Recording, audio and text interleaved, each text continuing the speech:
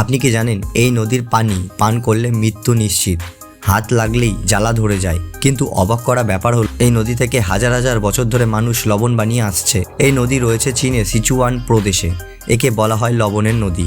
এই নদীর পানিতে লবণের পরিমাণ সমুদ্রের থেকে কয়েক গুণ বেশি। এই নদীর পানিতে মাছ বাঁচে না, কোনো গাছ জন্মায় না। এই পানি পান করা তো দূরের কথা, ত্বকে লাগলে জ্বালা শুরু হয়। বিজ্ঞানীরা বলেন নদীর নিচে রয়েছে বিশাল লবণ খনিজ স্তর, যেখান থেকে প্রাকৃতিকভাবে লবণ মিশে যায় পানিতে।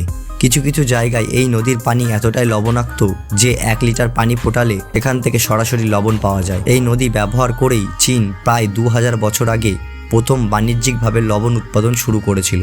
মানুষ নদীর ধারে আগুন জ্বালিয়ে পানি ফুটিয়ে লবণ তুলত। এই কাজ করতে গিয়ে অনেকেই প্রাণ হারিয়েছে।